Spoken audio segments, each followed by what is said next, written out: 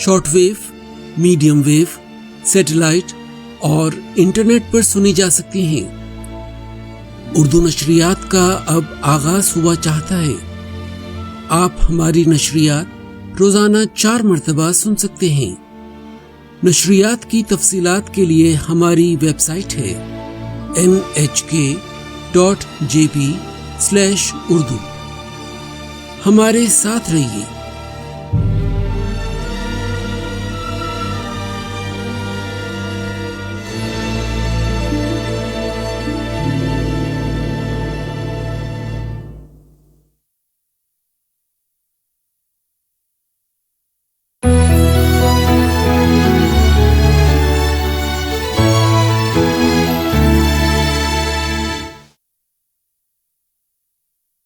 अस्सलामुअलैकुम। NHK world Japan की Urdu service में महमूद मलिक हाजिर है। आज जुमेरात फरवरी की 3 तारीख है। अब आप उर्दू में खबरें सुनिए। बल्दिया उज़्मा टोक्यो ने जुमेरात के रोज़ कोरोना वायरस के 20,679 नए मुतासरीन की इत्तला दी है। जापान के दारुल हुकूमत में योमिया तादाद मुसलसल दूसरे रोज़ 20,000 से तजावुज़ कर गई है। ये तादाद एक हफ्ता कबल के मुकाबले में 20% से ज़्यादा है और जुमेरात के रोज की अब तक की बुलंद तरीन तादाद है। बल्दिया उज़्मा टोक्यो के हुक्काम ने बताया है कि कोविड-19 के शदीद बीमार मरीजों की तादाद 38 है, जो बुध के रोज के मुकाबले में 8 ज्यादा है। जापान के दीगर प्रीफेक्चरों में से ओसाका ने 11,990 नए मुतासरीन की इत्तला दी है। कानागावा में 7,090 नए मुतासरीन की तस्दीक हुई है, जबकि ह्योगो में 6,502 और आइची में 5,827 नए मुतासरीन की तस्दीक हुई है। हुकूमत जापान ने कोरोना वायरस इन्फेक्शंस के फैलाव पर काबू पाने की गर्ज से वाकायामा प्रीफेक्चर में 5 से 27 फरवरी तक के लिए नीम हंगामी हालत का ऐलान कर दिया है। इस प्रीफेक्चर के हुक्काम नीम हंगामी हालत के तहत सख्त इकदाम नाफिज करेंगे, जिनमें रेस्तोरानों और मैखानों से ये दरख्वास्त शामिल होगी कि वो कारोबार को जल्द बंद किया करें। अब मुल्क भर में नीम हंगामी हालत के तहत आने वाले प्रीफेक्चरों की तादाद 1 से बढ़कर 35 हो गई है। इस फहरिस्त में टोक्यो, ओसाका और ओकिनावा पहले ही से शामिल हैं। एक सुपर कंप्यूटर से किए गए सिमुलेशन से पता चला है कि जब लोग मास्क पहनने की सूरत में भी 50 सेंटीमीटर के अंदर अंदर के फासले पर एक दूसरे से बात करते हैं तो कोरोना वायरस की मुतगय्यर किस्म ओमिक्रॉन से मुतासिर होने का खतरा बढ़ जाता है। तहकीकी इदारे रिकिन के मुहक्किकीन और दीगर की एक टीम ने फुगाकू कंप्यूटर इस्तेमाल करके कोरोना वायरस के छोटे छोटे कतरों के फैलाव पर सिमुलेशन किया है। गुज़श्ता क्लस्टर इन्फेक्शंस के वाक़यात की बुनियाद पर बनाया गया ये खाका इस कयास पर मबनी था कि मुतगय्यर किस्म ओमिक्रॉन मुतगय्यर किस्म डेल्टा के मुकाबले में 50% ज़्यादा मुत्तादी है। नताइज से मालूम हुआ है कि मुतगय्यर किस्म ओमिक्रॉन से मुतासरा मास्क पहने शख्स से 15 मिनट तक गुफ्तगू के दौरान जब दूसरे लोग 1 मीटर या इससे ज्यादा दूर थे, इन्फेक्शन की औसत शरह तकरीबन 0 रही, लेकिन जब वो एक दूसरे से 50 सेंटीमीटर के फासले के अंदर थे तो शरह तकरीबन 14% बढ़ गई। जब वायरस से मुतासरा शख्स मास्क नहीं पहने हो तो इन्फेक्शन की ये शरह 1 मीटर के फासले के अंदर तकरीबन 60% बढ़ गई और 50 सेंटीमीटर के अंदर लगभग 100% बढ़ गई। तहकीककारों ने दरियाफ्त किया है कि फासला बरकरार रखने से इन्फेक्शन का खतरा कम रखने में मदद मिलती है। अक़वाम मुत्तहिदा की सलामती कौंसिल ने म्यांमार में फौज की जानिब से नाफिज करदा हंगामी हालत के मुसलसल जारी रहने पर गहरी तशवीश का इजहार किया है और वो जोर दे रही है कि मुल्क भर में तमाम तशद्दुद को फौरी तौर पर खत्म किया जाए।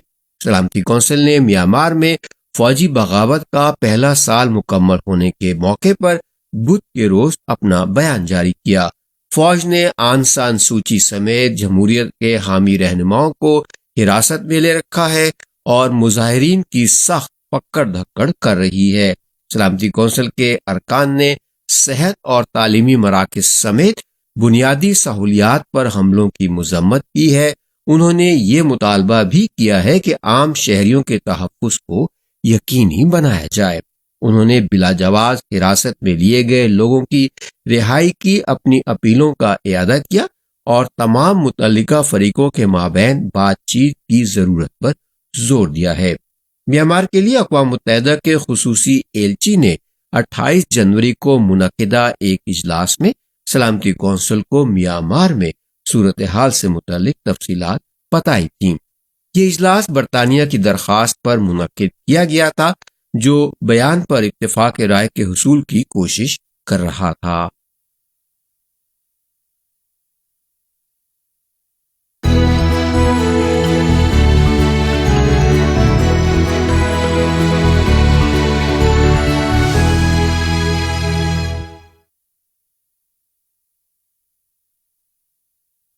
یہ خبریں NHK ورلڈ جاپان کی اردو سروس سے نشر کی جا رہی ہیں اور اب پیش ہیں آج کی باقی خبریں۔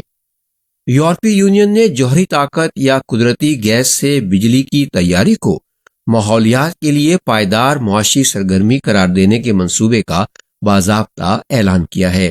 یہ اعلان جرمنی سمیت یونین کے بعض جوہری توانائی مخالف ارکان کی مزاحمت کے باوجود جاری کیا گیا ہے۔ یورپی یونین کا کہنا ہے کہ توانائی کے یہ دو ذرائع سن 2050 تک کاربن ڈائی آکسائیڈ کے اخراج کو نیٹ صفر پر لانے کے اس کے ہدف کو پورا کرنے میں اہم کردار ادا کریں گے۔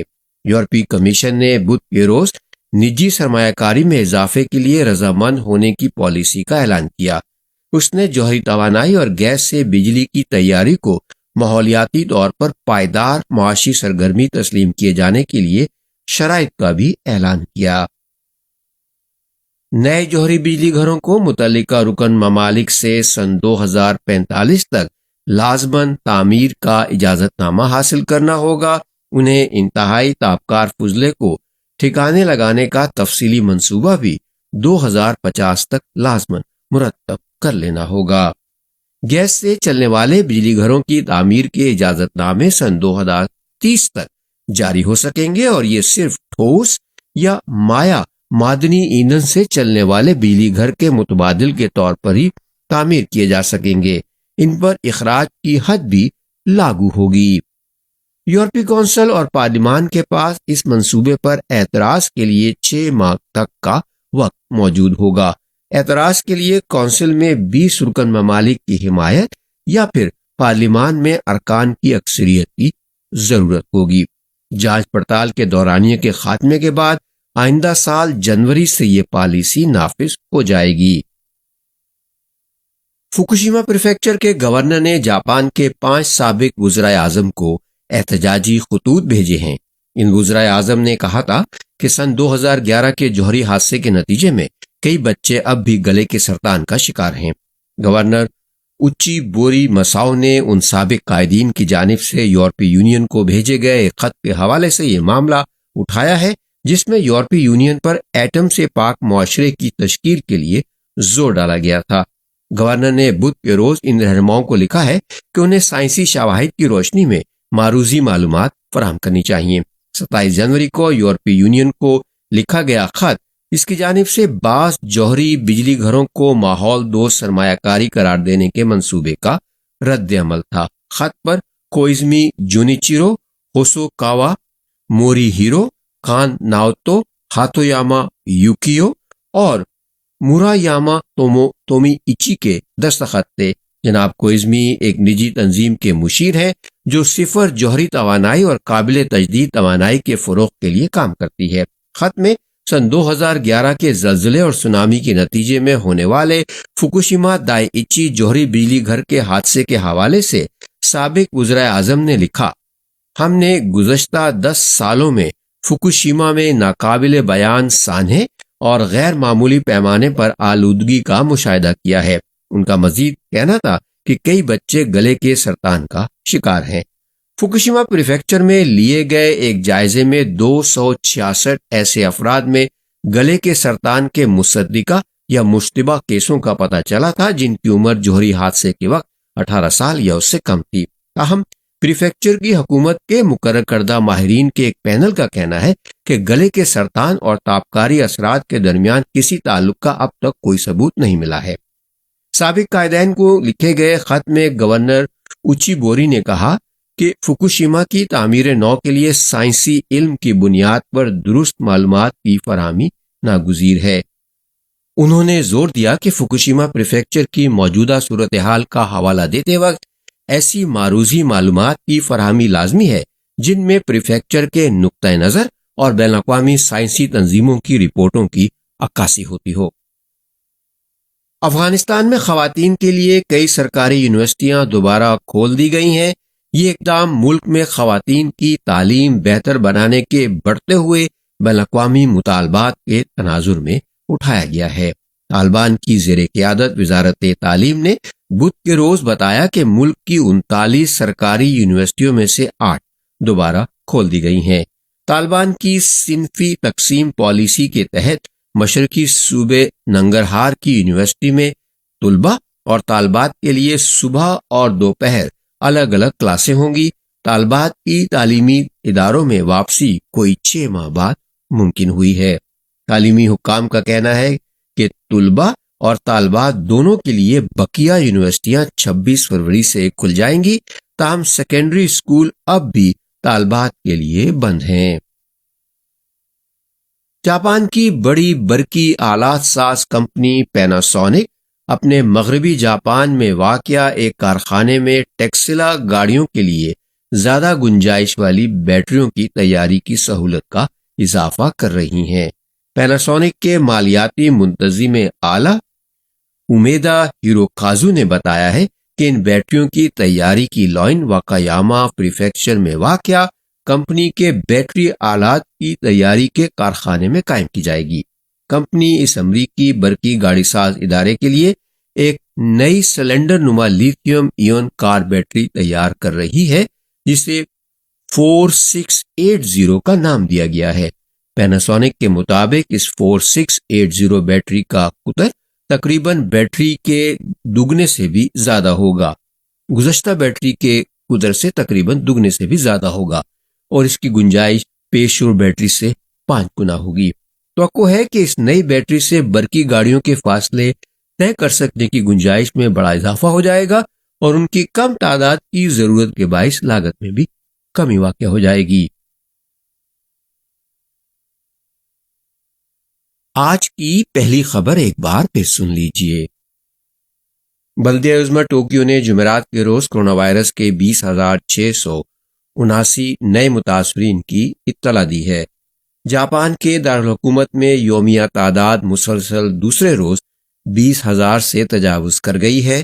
یہ تعداد ایک ہفتہ قبل کے مقابلے میں 20% سے زیادہ ہے اور جمعرات کے روز کی اب تک کی بلند ترین تعداد ہے۔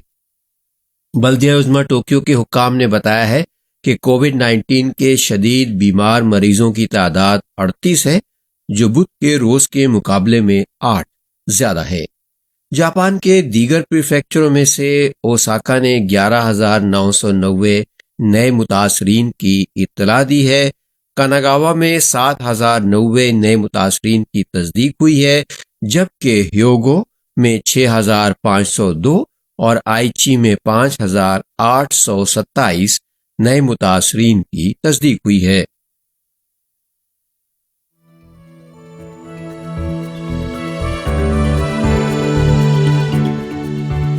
NHK ورلڈ جاپان کی اردو سروس سے خبریں ختم ہوئیں۔